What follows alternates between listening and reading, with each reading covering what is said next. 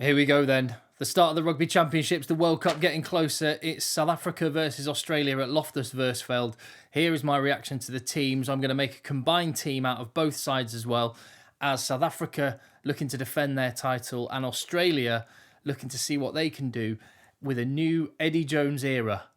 This is going to be spicy at Loftus Versfeld. Eddie Jones said that he wanted a full-strength South Africa team to take on. Was that a bit of mind games on Eddie's part? Maybe.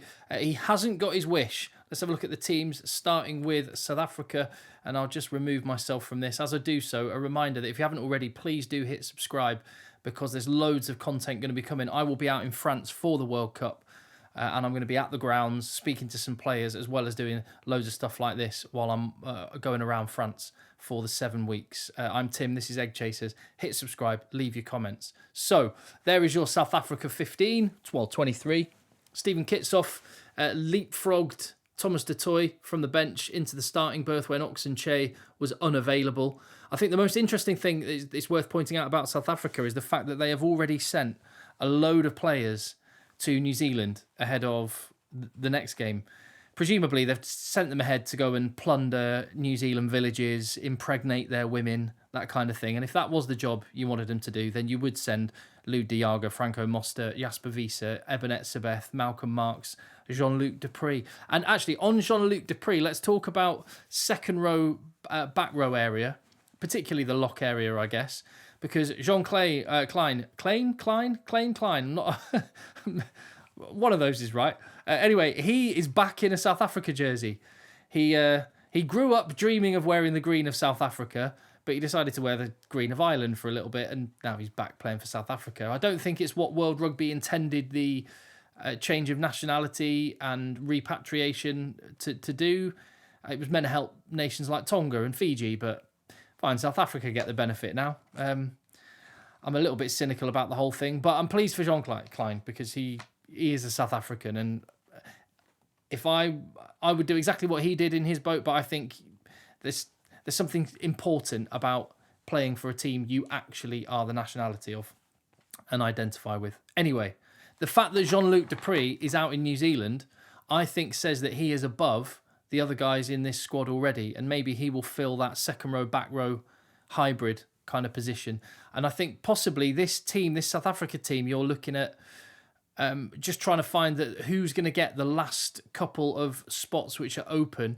And you could have a game against Australia like they're doing. You could also put RG Snyman, Jean Klein and Marvin Orri in a room and say the one who comes out alive is going to get the spot, because that could be what we're witnessing here is just a bit of a battle to actually get them involved. But it's just there's big players in around them. I mentioned Kitsoff, Pieter-Steph du Toit. You're never going to get Frans Malherbe. You're never going to get a bad South Africa pack, and we don't have one here. The backs are exciting as anything, aren't they? Look at those guys. I mean, they could be maybe not that cohesive, but the gas in that back line, Moody and Arenza, Libbok at 10 is exciting. Cobus Reinach, a sprinter at scrum half. And it's great to see Andre Esterhuizen in the squad and involved, because I've been fortunate to watch him and work for BT Sport, being very up close and personal with Andre Esterhuizen being a lot of the games he's at, and he is a very, very special talent, and hoping for South Africa's sake, Lukhanyo Am gets back to the form we know he's capable of. Strong team, but not their best team, and some World Cup spots up for grabs. As for Australia, let's move across to them. Eddie Jones, what's he done with his first squad? Well, firstly, James Slipper is available. We heard that he'd injured himself in training, but or messing about in camp, I'm not sure. But anyway, he's fit to play. But we've got Nick Frost alongside Will Skelton, a new look second row. I like the look of this Australian pack. Tom Hooper, unproven at this level, obviously. He's on debut. But we've got Hooper squared, double hoops in the back row. And he's a big, strong boy, is Tom Hooper. Someone, friend of mine, made the comparison with Scott Fardy. And I think that's a good one. And Bobby V in the back row is absolutely on fire at the minute. So Rob Valentini, that's a good back row. So yeah, I like the look of that a lot. As for the back line, I mean, it's got the potential to bust open. love Nick White. Quade Cooper, is he top notch? He's good. Is he top notch? He could prove us wrong. But when you've got Marika Korobetti, when you've got Karevi on the bench, you've got that's a big old back line as well, isn't it? Vunivalu, does he deserve the spot ahead of? Hold on. Nwanga Tawazi.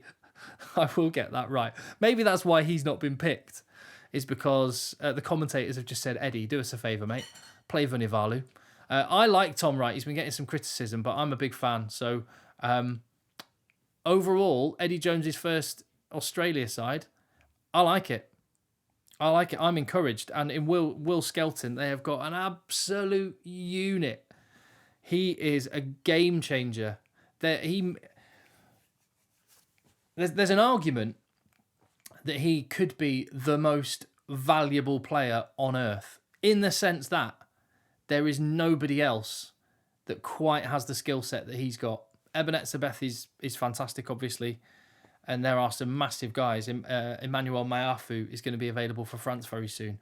Will Skelton, 140 kgs, and these days he's got the fitness to last for 80 minutes as well. He's a very special player.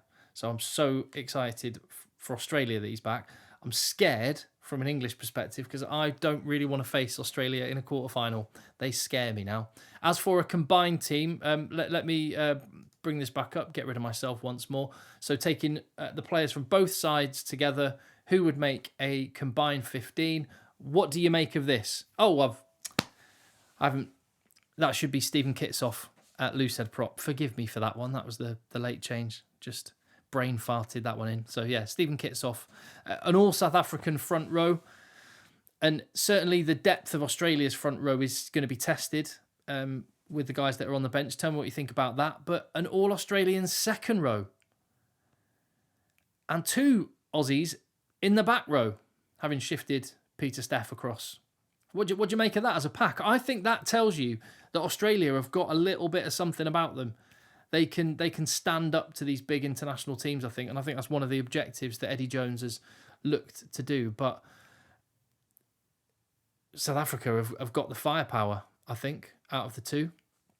Out of the two squads, they have the firepower. And I think the front row and the gas will be and look at the bench as well. The depth of the Australia squad, the depth that South Africa have got is ridiculous. I think the front row set piece and the firepower out wide is going to be just too much for South Africa, even with their changed team. And then when they introduce players off the bench, they will just have too much for Australia. But very much looking forward to this opener in Super Rugby and Rugby Championship, I should say. And we've got a proper battle on our hands. That's my thoughts. What are yours? Leave your comments. I'll do the same for Argentina, New Zealand when the teams are announced. And then I'll be having updates across the weekend, reaction. And I want you to get stuck in. So leave your comments now and hit subscribe. I'll see you on the next video.